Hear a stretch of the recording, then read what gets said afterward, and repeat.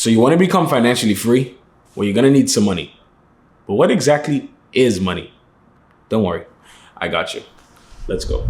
So the Google definition of money is a current medium of exchange in a form of coins and banknotes. But money always wasn't like that. So I'm gonna give you guys a brief history so we can understand how we came today. Let's say back in the day, I had bread and you had eggs and we both wanted to make some sandwiches. We would just trade our goods. I'll give you bread, you give me eggs, we're both happy at the end of the day. That right there is called the barton system. Trade, barton system, same difference. The trading system worked until it didn't. Here was one of the main problems with it. Let's say I had bread and eggs. The other guy had milk and eggs, and the other guy had wheat and eggs. But the problem is you only had eggs. How would you trade something when everyone else has that already? And that's all you had. So we needed something that we both gave value and determined like, hey, we can trade this for said goods. That's where the first type of currency came in, shells. So we both decided on something that's valuable that we can both trade our goods for. The shells that we started to use for trading goods was great. It solved the last problem, but in itself, it made new problems.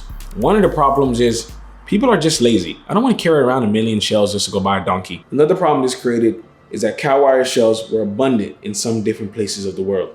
So we had our first known times of inflation. And to combat that, let's use something that's a little harder to find and it's easier for the government to control. That's how we stumbled upon gold. Now in itself, gold was great, but it came with its own set of problems as well. Such as the same problem we had with cowrie shells. It was hard to carry around. And to make it worse, it was heavier. So what did we do? So we started to put our gold in banks where the bank would give us paper money back. But not the type of paper money we have today.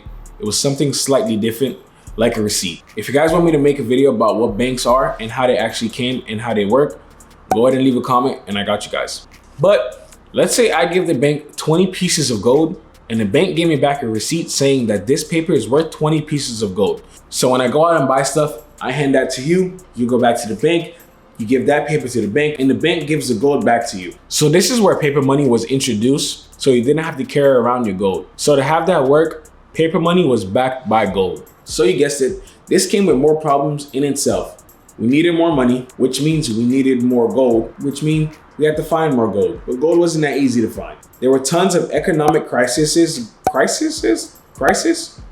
going on that the world needed a new system. So in 1971, Nixon decided to no longer have money be backed up by gold and to transition to what we have today, known as fiat money. So the Google definition of fiat money is currency that the government has declared to be legal tendency but is not backed by physical commodity like gold and silver. Believe it or not, the people who help control the United States fiat money and regulations are called the feds. It's kind of crazy because that's my name. And with that being said, my name is Fed, and if you guys enjoyed the video, go ahead and consider subscribing. You know you want to. Anyways, go do something nice today, and I catch you boys on the flip side. Peace.